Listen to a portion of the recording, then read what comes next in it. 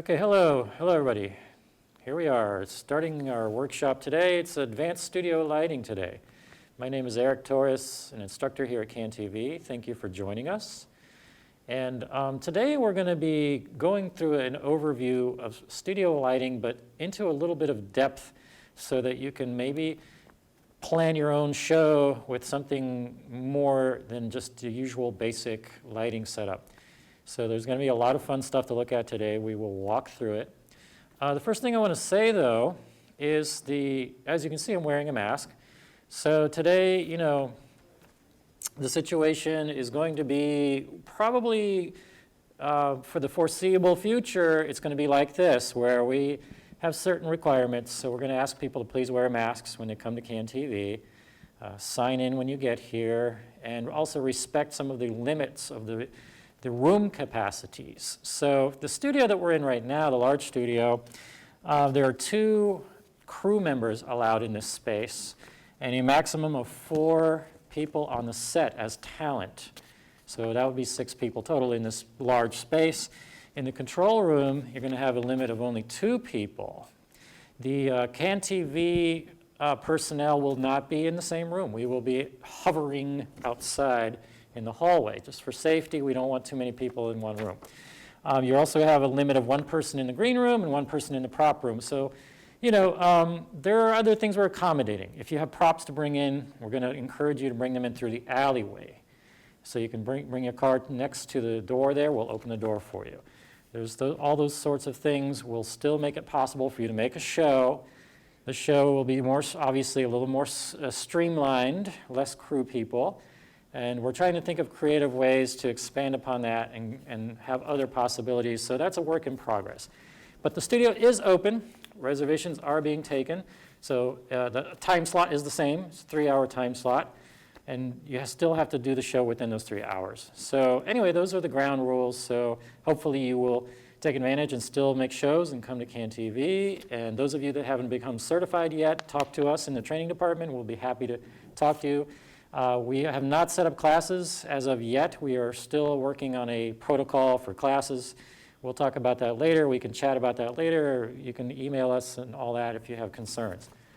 So let's get started with our advanced studio lighting workshop. Follow me and I'll show you the set. We've set up a lighting setup that we think is somewhat typical. We've got these cast of characters here. We're a little short on personnel, so we had to recruit some people kind of a little bit randomly. But these are what we're going to call today our lighting models, or stand-ins. So typically, you can bring a person in as a stand-in, but we're basically, since we're limiting how many people are coming into the studio, we are going to ask you to just use your actual talent, not some other people to substitute. So bring your actual talent in and do the lighting accordingly. Now, the plan for this workshop is to talk about preparation, actual guts of, the nuts and bolts of actual lighting. We're going to get up on a ladder, show you a few things up on a light. All this is designed to stimulate your imagination for lighting. Typically, like I said, you got 3 hours in the studio. Lighting normally should be accomplished within the first hour. That gives you a nice margin of time to actually do your show. Leaves you at least more than an hour to actually shoot it. You have to also strike the set, break everything down. You have to transfer your recording off of our drive. Or maybe you want to learn how to take advantage of the new capability we have where you can plug your own drive into the system and stream directly to it. That's another possibility. But anyway, 3-hour time window is what you've got, and typically an hour for lighting. So the lighting setup you see here right now, this did honestly take more than an hour. It was necessary because this is a special workshop. We have to demonstrate certain things, so it took time. But if this was an actual show, our goal would have been 1 hour, get it lit. So how can that happen? An hour is such a short time. Well, obviously, planning. It all comes back to phase 1 of production, pre-production.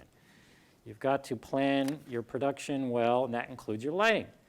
Now with lighting, we have a plot, we have a lighting plot that we make available where you can like plan your lighting.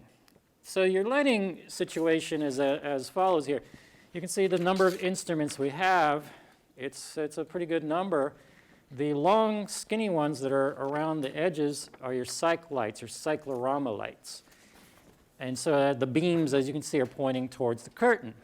And so those are pretty easy because the ones on the left are all fader 1. The ones in the back are fader 2, and then you got fader 3 on the right. So all those are controlled with one fader. You just have to decide how bright to make them and what color to make them, and maybe in relation to each other, how you want to blend them. Then you've got your set in the middle, your risers, that dark gray square rectangle there. And you can see all the other lights are aimed towards that. And your Fresnel lights, the ones with the lenses on the front that are adjustable, have adjustable beams, are the little square ones there. And then you've got Astra lights, which are the long, skinny little strips there. Those are arrays of LEDs. Those are LED lights. And so those are your different choices, and there's a few extra things in there. There's some 2 party lights. You can see the party lights are down toward the bottom, lights number 19. You got the party lights, which are like little flashing lights that can be, dazzling your set, just kind of, tickling your set with little flashes of light. We're going to try to get that going. There we go. These are your party lights. So if you've got a show that needs to be a little bit more upbeat, try your party lights. Now we also have an ellipsoidal light, which is number 20. Number 20 is for a cookie. You can make a cookie. I made one for the show. I made it right before the show. It took me less than 10 minutes to cast a pattern on your set. And so your cookie is, we've talked about this in our classes, as you can see, faded up. It's typically, I'll show you in a second, it's made, you can hand make one or you can get one ordered to be made. We can provide you a resource list. We can give you some ideas on where you get your cookie made. Cookie stands for cucalores. Some people call it a gobo. We also can point you to a catalog, to a company that creates these gobos. And the price, if we want to talk price, they're not cheap. They basically start at $100 and go up from there depending on how elaborate you want it to be. So there you see, that's the ellipsoidal light that you're looking at there. And the cookie is in a little holder, a slot, in the middle of the light up on the top. And you typically will take the cookie, it's a little metal sheet. You're going to put it in that holder that you see sticking up, and you're going to flip it upside down and backwards because the lenses of the light reverse the image. They reverse it horizontally and vertically. So to do the cookie, you just put it in the slot, stick it in there, adjust the angle of your light, and the beam, as far as like how sharp or soft you want it to be, there's all these knobs on the light, and the angle, where it is on your set. We also put a little blue gel in front of the ellipsoidal light. I just taped it on with gaffer's tape. So yeah, our lighting fixtures in here don't have gel holders. They don't have any kind of a rig for that. But it's okay because they're all LED. They're cool lights. They don't get hot. As you can see, there's a blue gel just taped and hanging there in front of the ellipsoidal. So yeah, you can give your lighting a different color, make it a little more interesting. So it's just one of the ways we have of jazzing up your set, making it look more interesting. And that was a quick fix. It took me, like I said, less than 10 minutes to make the cookie. It took me about 5 minutes to put it in the light and adjust it and slap a gel on it. So little things like that can make a big difference. Now, back to planning for a moment. Let me talk about that. You're planning, of course, you have a lot to plan for your show. You've got the topic of your show and who's going to be the talent and the host, and you've got to also decide on the look. That's something we emphasize at CanTV, not just the substance of the show, but the look of the show, because the look of the show is part of your storytelling. People will pay attention to it. They will tune in and stay tuned in longer if the show is visually interesting. And so lighting is crucial. Lighting is a key part of that. But lighting works hand in hand with set design, with costume, with clothing, a lot of things to take into consideration. How do these things work together? And what do you want to call attention to? I'm always talking about calling attention to things in my workshops because we have to call attention to people's eye. Where do we want their eye to look? So this table in front of me here, it was white. It is a white table. Look how white that table is. And so if it was just a white table, it would detract attention. You know, it's the brightest object in the scene is what people's eyes will look at first. And their eye will even stay there for a while. This is too bright, this table, which is why we threw, some cloth over it. And now it's toned down. It's not detracting attention, from our fabulous, cast of characters here. And so speaking of these characters, these people, these talent, this guy over here on the far side here, this guy, he did not maybe get talked to properly because he's wearing gray tones here that just mush into the set. They blend into the set. He doesn't stand out much at all. I mean, the only thing that stands out is his face. But yeah, clothing-wise, he's just blending into this. The carpet is gray. It's just not a good look. So somebody should have said, hey, man, whoever comes onto the set should bring an alternative piece of clothing, something that's substantially different from what they're wearing, when they walk in the door. So people should bring choices, different colors that people can wear. I would have had, neutral colors are good. Beige, brown, maybe light orange, green like he's wearing over there. The red's pretty good. So you have to, the lighting is only going to work if the talent is properly prepared. Now makeup could also be part of that. Sometimes the lights will make you shine. A lot of things can happen. So part of your planning is, okay, what kind of colors do we want people to wear? Avoid stripes and things like that. Little shiny earrings, no, that's not good either. That can catch the light. So people should be properly prepared. Then you can start, thinking the rest of the set. It would have been nice to have a carpet down here, some kind of orange or, beige carpet, something other than this gray platform that we're standing on. So we encourage you to bring in your own props like that, bring in carpets and things like that will make people focus on the area that people are in. Otherwise, they just all kind of blend into the background. So then, anyway, the set is crucial. So you're going to set up your set first, then do your lighting. Now, the way you set up your set, it's going to be in relation to that lighting. And so some of the lights in here all of the lights in here are fixed in position. You can't really move them around. You can tilt them, you can pan them. Some of them you can focus, you can spot them, you can flood them, you can put things in front of them, but you just can't unbolt them and move them around. They're in position. So when I do a set, when I situate my chairs and things, I take the backlights first into first consideration. And a backlight, as you know, three-point lighting is coming from the back. Backlighting will help you stand out from the background. And so the fellow right here, I'm calling him the host.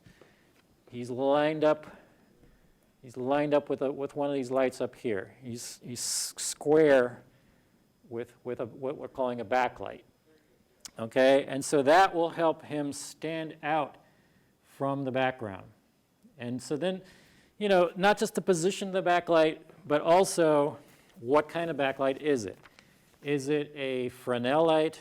Is it an Astralight? Just to define the terms here, Astralight is the big square panel with all the little LEDs. It's like an array of LEDs. The Fresnel light is more like a light with a lens on the front that can really focus the light or flood it out. It has much more flexibility, much more adjustability. So typically there's a Fresnel, as you can see, and it's hard to see the lens, but you see the barn doors. The barn doors are the flaps in front. The flaps can be used to narrow the beam, like the area that the light is falling into. So it's like cropping. You're cropping the zone that it's falling into. Now, why is that important? Because if you bring up all the lights, they spill everywhere. The lights, They don't know what you want. They have a mind of their own. And you don't want the light to necessarily spill everywhere. I think some people have a philosophy, and this is kind of like historically typical of the way that producers have done their lighting at CAN TV, and I'm sure a lot of access centers. It's like the idea is to do it as easy as possible, as quick as possible. We get it. We understand that an hour isn't much time. But you have to strike a balance, because if you just take the easiest path, your lighting is not necessarily going to dazzle anybody. It's not going to be interesting. It's going to be flat. And flat lighting, unfortunately, that seems to be something that's happening throughout the television industry in general.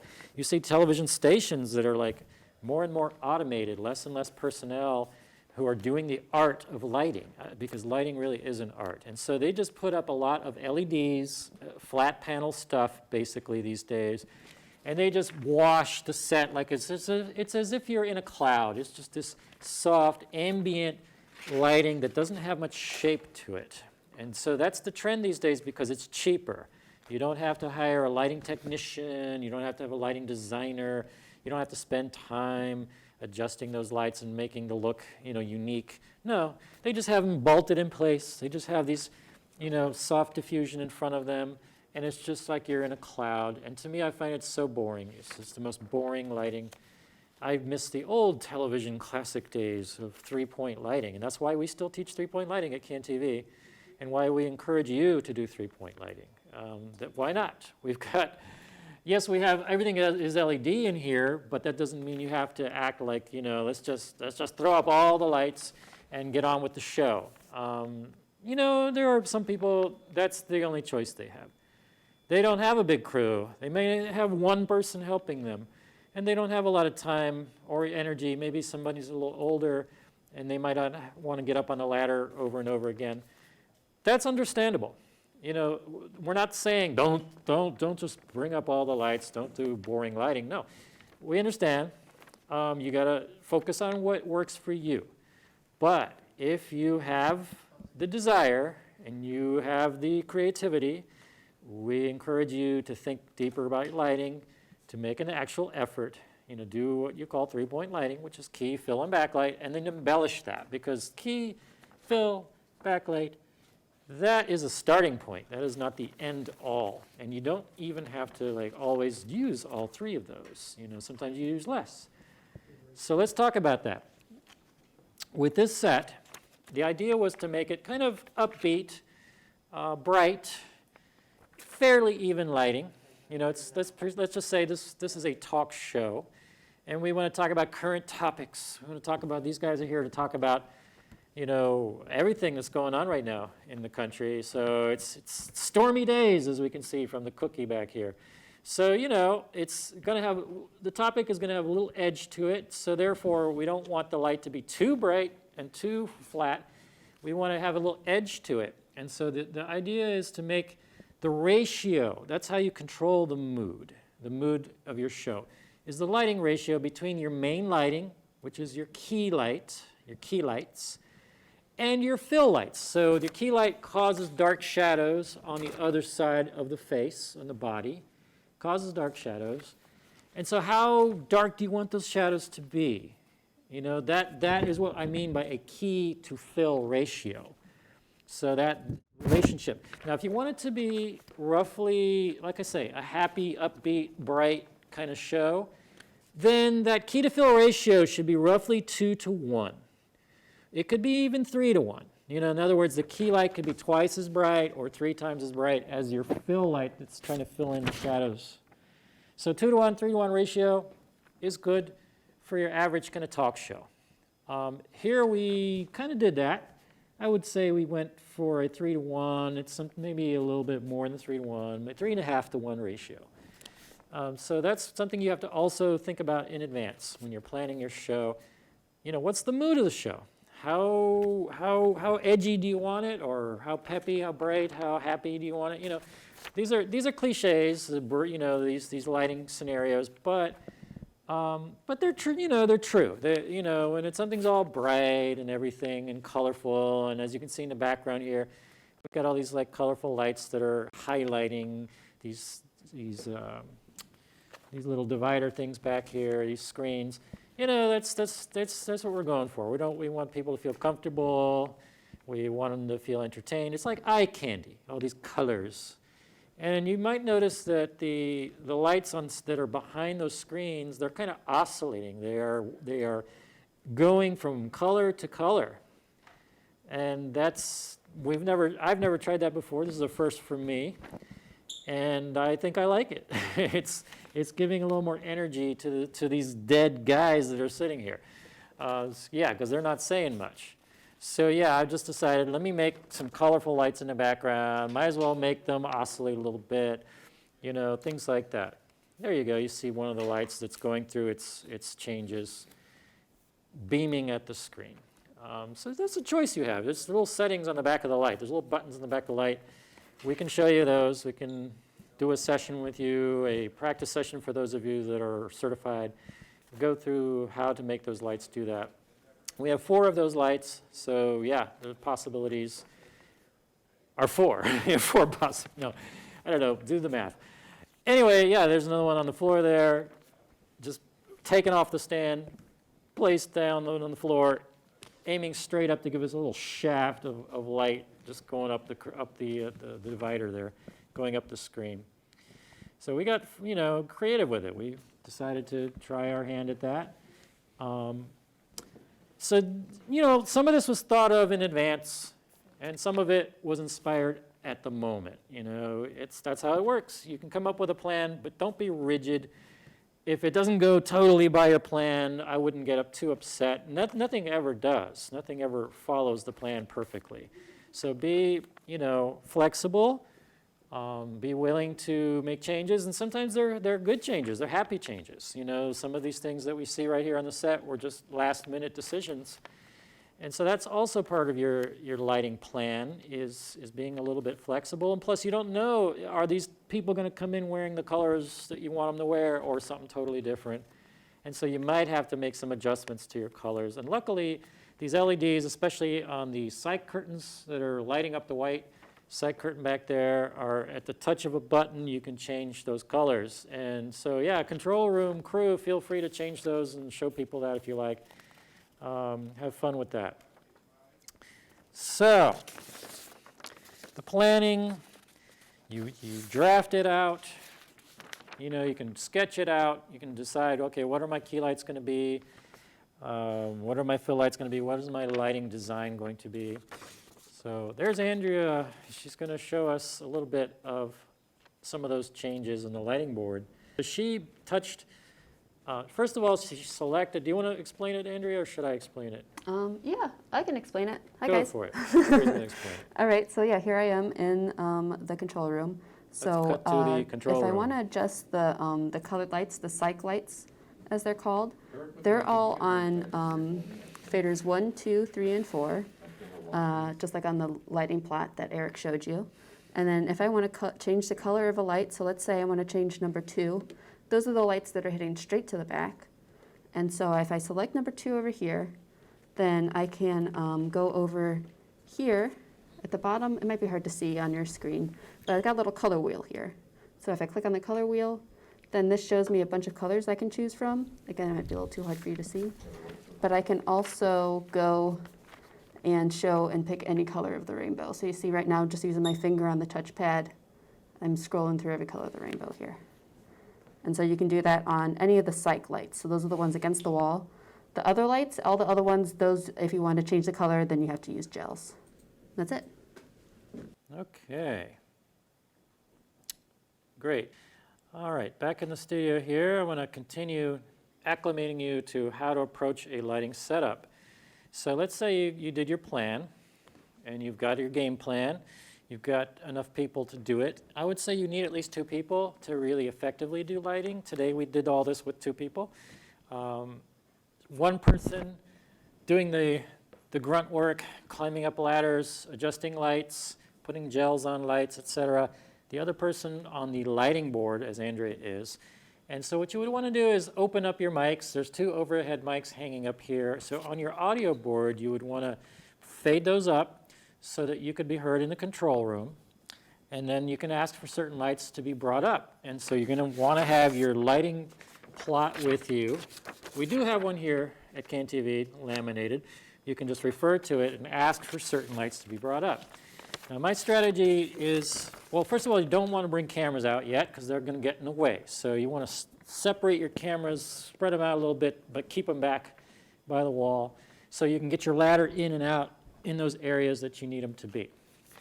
And so, yeah, you're going to start with your key lights. That's how I typically like to work. Everybody who does lighting design, lighting designers and cinematographers, they all have their own approach. So what I'm saying is my approach. This is what I have developed after doing this, for a while. It's a suggestion, but, different people that have good ideas. And so definitely listen to different people on this. But my approach is start by doing your key lighting. So your key lights, why do you want to start? Because the key lights are your main lights. You've got to, and they're the hardest ones to do. They need the most adjustment, the most care. So start with your key lights, get your key lights out of the way. Once the key lights are done, you proceed to your fill lights. The fill light, because the key lights cause dark shadows, and you need to start thinking about how bright do you want those shadows to be, or how dark do you want them to be. So after key lights, you do fill lights. After fill lights, backlights, to make a subject stand out from the background. Now, I don't have a backlight on me right now. We didn't set up a special backlight for me, but all these guys on the set, they do. They all have backlights to make them stand out more, from the background. Because otherwise they could blend into the background. Now, if they have bright yellow hair, then no, they'll still stand out from the background, but a little backlight is even better. It'll really make them, separate them, from the background if you take the time to put a backlight on them. So that is the game plan. So starting with key lights. Key lights, the rule, most of you, some of you. The rule is, say the talent is looking at a particular camera and they're going to be that way most of the time. Your key light should not come straight on them because that will flatten them. They'll look like cardboard. Key light should come from a 45-degree angle. It could be from the right side of them or from the left side of them. Which side? It would be the side, I personally would choose the side that is being favored by the cameras that are out here. If I put key light on the other side, but then that's the side that's going to be bright. The cameras are going to see the shadowy side. It's like, which side of the moon do you want to see? So choose the side favored by the cameras, 45 degrees, and that means, or if you take a right angle, here straight, my shoulder is pointing 90 degrees off to the side, halfway between those. You're going to, and it doesn't always work out perfectly. It's not always exactly 45 degrees. That light might not cooperate. It might be 40 degrees. It might be 50 degrees, but roughly 45. And so, let's just take some of these guys as examples. So our host here is facing this way. All right, and the shoulder is going that way. So halfway between that. And so it's easy if you stand where they are and then look at that angle halfway between and then look up and see what choices you have. You see what light choices you have, and usually the Fresnel light is the way to go. The Fresnel light is the stronger light. It's more, as I was saying, it's more flexible. It has adjustability. There are a lot of things you can do with the Fresnel light that you cannot do with these Astrolights. So I'm looking for a Fresnel that's roughly 45 degrees, in that direction. And so I've identified it. Looking at my lighting plot, I can see that his key light appears to be number 6. And so I would say to my, lighting assistant, or I'm not sure what title she wants to be called, but anyway, I would say to Andrea, hey, Andrea, can you bring up number 6? And assuming that our mics have been turned on up here, that's what she would do. She would fade up number 6. Now, usually you start with it full strength, and that's so that, you can aim it, you can see where that light is going, and so on and so forth. And so you would get up on the ladder, and adjust that. So let's try that. I'm going to go up the ladder. I'm going to adjust another light, actually, that we have a ladder already set up for. So I'm going to head over there, and that one is on fader number 8. So let's talk about that. So heading up the ladder.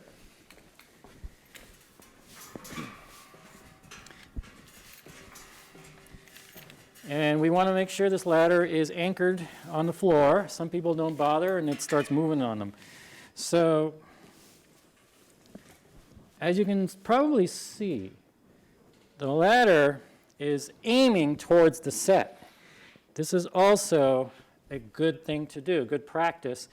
Don't have your ladder sideways where you're having to lean sideways. That's not safe. Also, aiming towards the set, you can really see what your lighting is doing. So you get behind your light and start by loosening the two knobs on the sides. And they're kind of like this, like the one on the left goes clockwise, the one on the right is also going clockwise. So your hands are doing like that. So you loosen those, and then you loosen the light. You tilt it up and down. You swivel it left and right, because it's like it has arthritis. When it sits here for a while, it gets all stiff, and so it's hard to adjust. It's going. So loosen it up, and then you can aim it at your subject's chest. You aim it at their torso, and once you think you have it at their torso, you can lock your knobs. Now, I've done this a while. For people who've done it a while, they can just tell. They can see with their eye where that light is going. Other people, maybe it's a little harder. If you're just starting out, I'm not going to assume that your eye is going to be able to pick that out effectively. So what you could do is you could have someone else go up onto the set. I'll demonstrate that as well in a moment. And they can run their hand around that subject up and down and left and right to figure out where the light is centered. So where is that light spotted? Because the light will have a little hot spot. Now right now you're probably not going to see it too well because I have a diffusion gel. So let me take the diffusion off. And there we go. Now we can see it better. So he can tell me, oh, okay, tilt it down, or pan it left, or pan it right. He can instruct me. Tilt it up a little. All right. How's that? Looks pretty good? Good. Okay, I'm going to lock it down. Now, this light is not 45 degrees. You may have noticed that. The guy is angled away from us, away from this light. This is almost approaching a 90-degree angle. So this actually is not the only key light I'm using for this particular subject.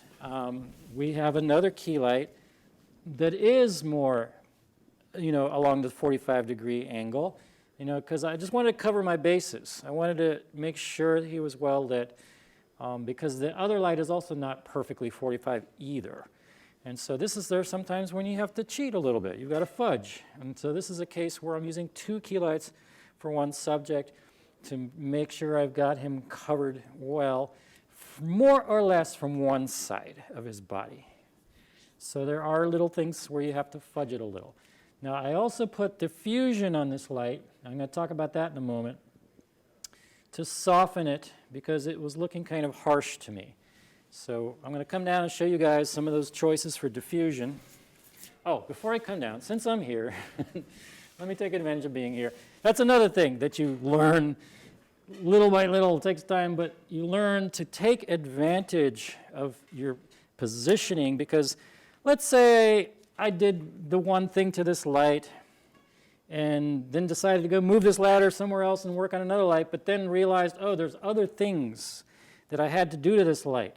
Then I have to move the ladder all over again over here. That takes time and energy. So while I'm here, I should do as much as I can with this light. So other things that we do are, after we adjust the position of the light so that it is centered on the torso, we then have to decide how strong it is and what area it's covering. And so what we're going to do is we ask the person on the lighting board to spot, which means make it more intense, or flood the light. So I will say, could you flood out light number 8 a little bit? So once again, I'm going to take off this diffusion so you can see the effect of that better. So Andrea, do you mind flood out number 8? Let's see what that looks like. Here I am over on the lighting board. And so I guess if you're I having a want to technical adjust certain difficulty light, I just right select now. number 8. That's what he asked Usually, me to adjust. on the lighting board, Oh. maybe she's explaining it.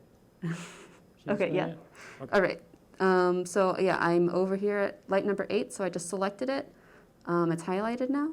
And then if I come over to the screen, there's a button that says Controls.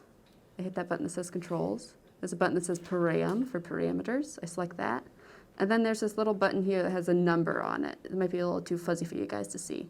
But if I just press and hold on that number and I go up, that means I'm spotting the light. And then if I go down, that means I'm flooding it.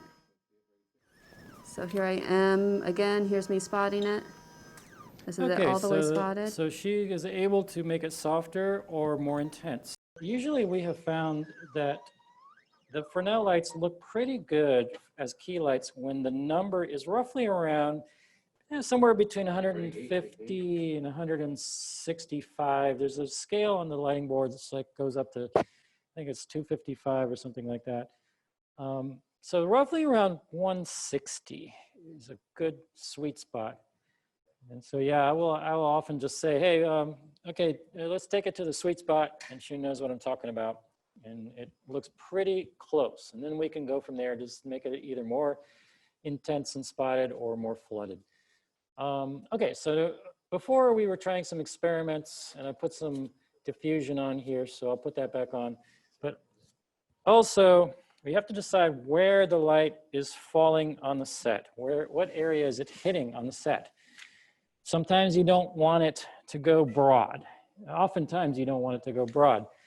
You don't want it, for example, if you're planning on doing lighting on your cyclorama curtain, which we are, you don't want your key lights hitting the curtain because they will wash it out, and your effect for your cyclorama curtain, your color effect, is going to get washed out.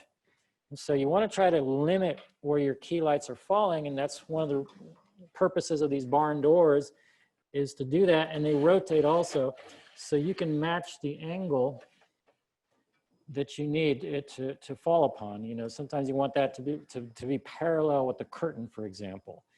And so you're going to use your barn doors. There's top and bottom and side ones, and so it's up to you to decide how much to spread that light. So sometimes there's a large area you're covering, and so therefore you're going to want the beam to be wider. And you're going to probably also want your barn doors to be, at least the side ones, to be open wider. There are times when you have audience members in here, and maybe not nowadays, you know, like I said, there's a much more of a limit to how many people can come in. So down the road a little, when we start opening it up again to more capacity, hopefully, that's a good day to look forward to. We can have audiences, and we do have some footage of some shows. We can roll that in at our leisure and show you examples of what that looks like with audience members. We don't want the key lights hitting the backs of their heads and making them wash out or making them too bright and taking attention away from the set itself, from the characters, from the talent on the set. And so in that case, we would bring up the bottom barn door. We would want to like keep that light from hitting the backs of people's heads. So we would bring that bottom barn door up.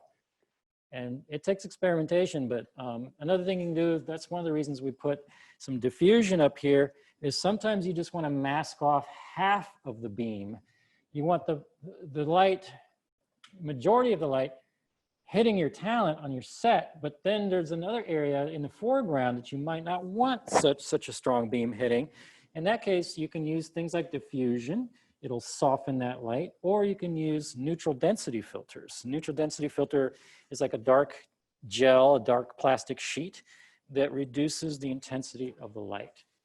So I'm going to come down again and show you some of those materials that you have at your disposal. And maybe these guys can roll some footage of some of the studio examples, some of the shows we've done. The Laugh Out Loud show, the 50th anniversary of the Black Panthers. There you go. There's a scene where the audience is mostly kind of in the dark, and that's for mood. You know, we wanted, it was the subject of the show was a very, you know, deep uh, theme. And so we wanted people to feel comfortable. We wanted them to feel a little bit anonymous, you know, a little bit like, you know, that the focus isn't on them. And so we kind of kept the lighting low for them. Yet we did want to show them. We wanted to show this participation. We wanted to show this sense of community here. So we did what you call low-key lighting. Low-key lighting is where there's a lot of darkness with low-key lighting. Now here, the Laugh Out Loud show is a whole other animal. This is a comedy show. We want it to be upbeat and positive and more participatory of an audience. So we wanted to make them more visible. So we brought up more light, but also there's a lot of color on them. We put a lot of gels on our fill lights and all the other sorts of lights that we have angled towards the audience. You can see the ladies in the foreground have sort of a blue cast to them. Other people have a more amber. The gentleman without a lot of hair back there, he's got sort of an amber cast of light on him. You know, and as you can see, not a lot of light coming from behind them. It's toned down because that light is kind of cruising over their heads towards the comedians on the set. And so we had to bring that barn door up on those key lights. And we had to put on some materials on some of the Astra, you know, LED panel lights to keep them from being washed out. We wanted them to be kind of low key. All right, so now we're gonna look at some large area lighting for a variety show. Similarly, it's bright. It's what you call high key lighting. So there's a lot of key light. The area is large. There's a band back there. So quite a bit of lighting had to be done. Now the host in the foreground there, he's the main guy. He's got to get the most attention. So we need him to be the brightest. And also the lighting is even on him.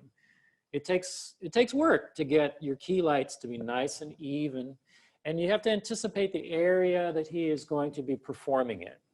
So take that into consideration and light accordingly.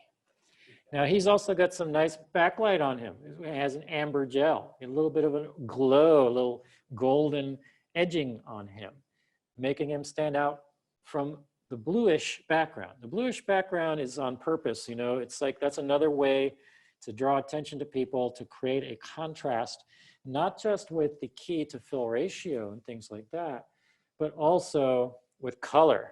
So if your subject is kind of golden, kind of on the yellowish side of the spectrum, then your background would be good if it was more blue or purple or something like that that can contrast, as this gentleman is. As you can see, he's got a nice bronze kind of lighting on him, and the background was made more bluish. So there's all these little tricks, these things you can do. Here we were using some effects. We have the lights set to sort of a lightning flashing effect because it's a tap dancing show. We want to give it a lot of energy. So therefore the lighting is part of that. The lighting is like one of the dancers. It's another dancer. It's giving a rhythm. It's mimicking the rhythm of the dancing. You can change the rhythm of those effects. You can totally decide like how fast do I want this lightning to flash and just dial it in. And so, yeah, I think, you know, just watching the dancers, you got a sense of their rhythm, and they rehearsed before they recorded the show, so you could adjust the light to match that rhythm. And there's also some black panels back there just to break it up, to give us our eye a break, you know, just certain areas are just black. So that it's not just a uniform, you know, kind of scenario there. So there's a lot you can do with that. Now, I did talk about a little earlier all these different things you can do to supplement your lights. So let me show you those. The colored plastic sheets, these are called gels, and that stands for gelatin. They come in a lot of different colors. Gelatin because the original ones way back in the early part of the 20th century were made literally from gelatin, from animal byproducts. But you know, they weren't heat resistant and they would catch fire and melt and things like that. So these modern materials, they're a lot more heat resistant. They're not made from gelatin anymore, but they're still called gels. So you have to acquire these yourself by and large. CanTV does have some gels here, But they're kind of old and used. They come from the old studio, actually. And so we encourage you to buy your own gels. We're going to give you a resource list of some places that do sell those. And when you buy them, they typically come, you can buy them in different sizes, but this is a typical sheet. This is a typical size, that they sell them in. So hopefully you can see that. There's our resource list, different places. Now, one place that isn't on the resource list, which hopefully will return to being on that list, is central camera, which, of course, in the ruckus, the uprising, whatever term you want to use, that happened about a month ago, they were burned down. But it is a favorite place, a perennial place that CAN TV producers like to go. Central camera down in Wabash. They want to come back into business. I'm not plugging them. I'm just saying it's another place on the resource list that you can consider going when they get back up and running. Anyway, so when you acquire these sheets, you're typically going to want to cut them into sections that work for you. Roughly this big will be plenty for one of these lights that we have in here. Other choices you also have diffusion. This is a diffusion kit. You can buy them as kits or you can buy them separately. You can buy them as sheets and cut them up. And they have names like frosted. This is a frosted gel, a frosted diffusion. Or silk. It has a sort of a silkiness to it, a little stripy texture to it. They have different, effects on the lighting. Here's this one's even more obvious. So you might be able to see the lines on that. I'm not sure. Yeah, you can see those lines. They disperse, they soften the beam of light in different ways, in different degrees. So you can get yourself some diffusion in the different types that you might decide you need. And as far as how do you decide, well, all these different places that provide these things, they have these little gel swatches, these little kits. It's like carpet samples. You just have to look at them. And as you can see, there are quite a few. And so some of them are called color correction gels. Others, diffusion. Others are called neutral density. As I mentioned before, the neutral density gels cut down the intensity of the light. And you have to decide how dense of a neutral density you want. You might want to get a neutral density that is not too dark because, these lights, they're great, but they're not necessarily pumping out a lot of foot candles, a lot of intensity. And so I would recommend you get a medium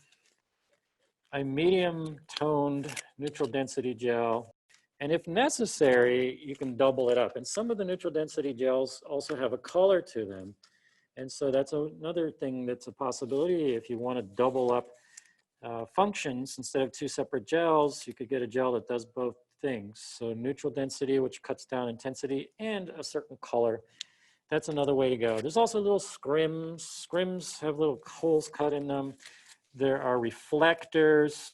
Reflectors I would use more for field production, but if you say you bring in your own lights, you could get some Mylar and put it up on a board or something and bounce light off of it. That's a way to another way to soften light and spread it out over a large area is by using a large sheet of Mylar like this. But you can also use a white card. You can get a piece of foam core, for example, and just get it from craft store. You don't have to spend a lot of money. And then just come up with a way to mount it. And then we've got something called black wrap. Black wrap is like aluminum foil painted black. And this can be used also on these lights. They can just be, molded over part of the light so that it stays there, and then you can shape it. And that's another kind of extension to the barn door. It's just kind of a more subjective barn door, that you can use this to mask off different areas of lighting. There's also another way to cut down on intensity of light. Screen. You can use a piece of screen.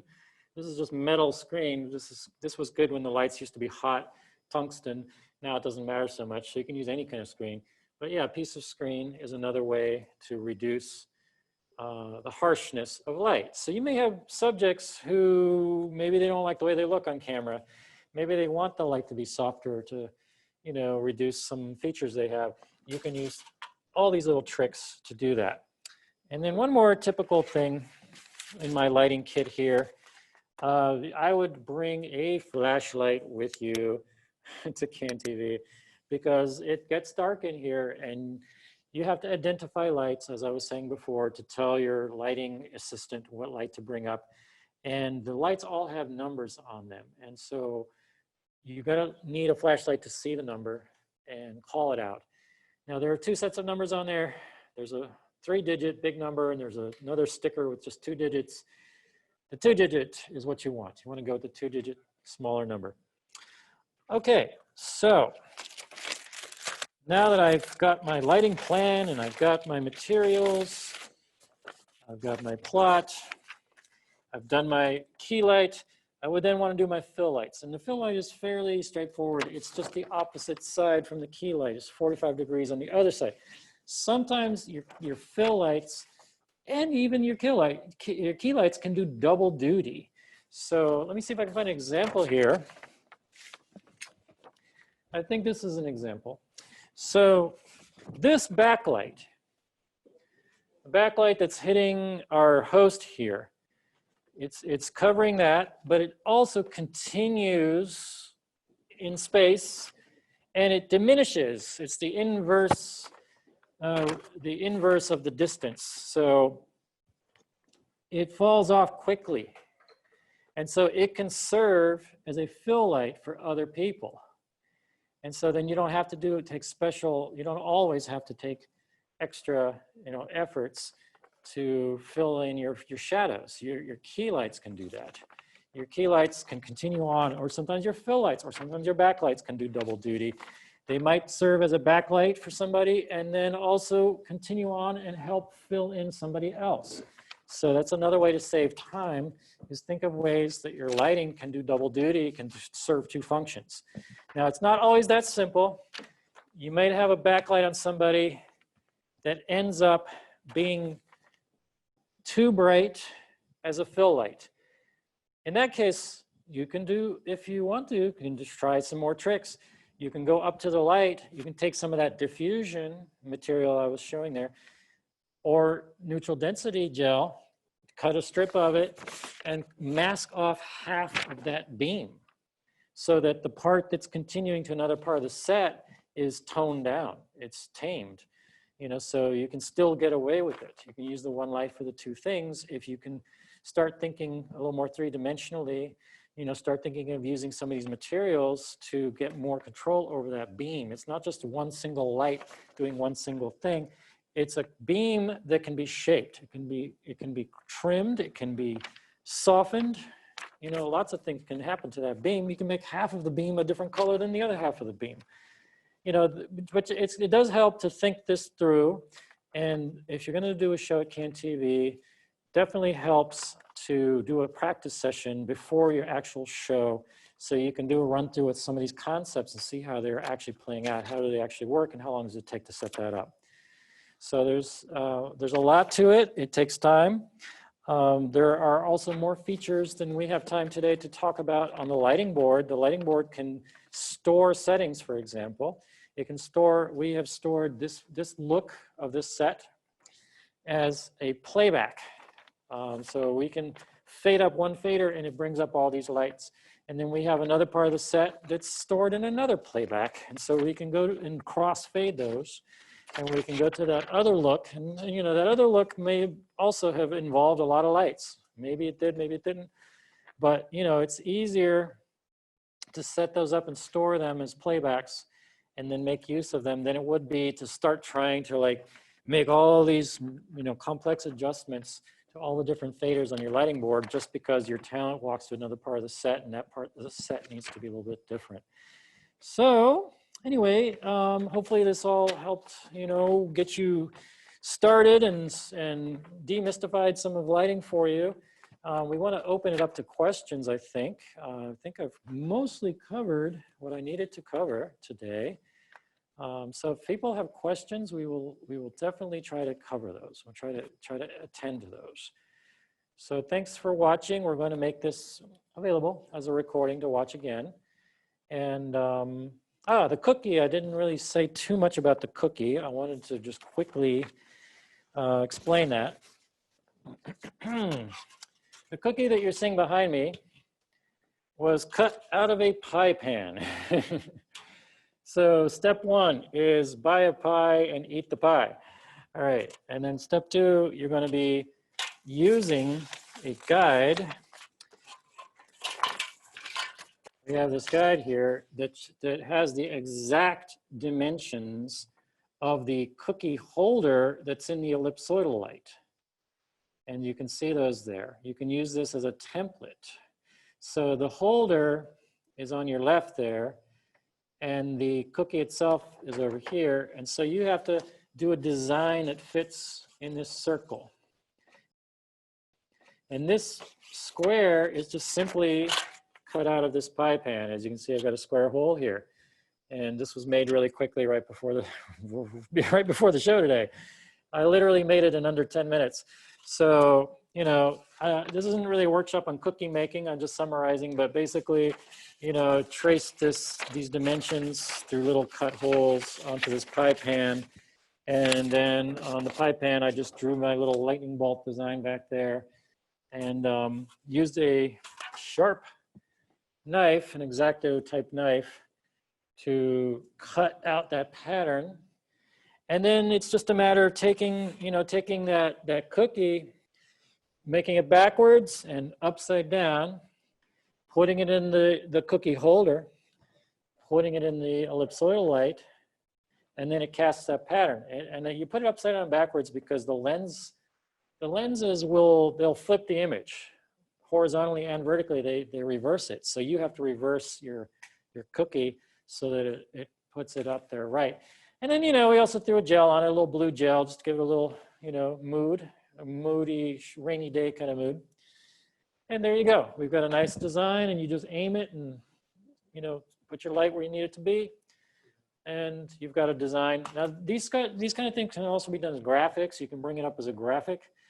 But there's a lot of possibilities. So once again, I think I've covered a lot of what I wanted. And so thank you for watching. And if anyone has any questions, please feel free to ask, and we will try to answer those. So thanks for watching, everybody. And please come to our future workshops. We like to hear suggestions from you. We've designed workshops around what people feel that they want to learn. And so if we can cover it, we will try to cover that. So write to us at CanTV by writing to training@cantv.org. You can write to me personally if you like, to eTorres, ETORRES @cantv.org, or to Andrea Alberti, ALBERTI @cantv.org, and we will try to get back to you as soon as we can. We're gonna just say goodbye then, and thanks for watching, everybody. So take care.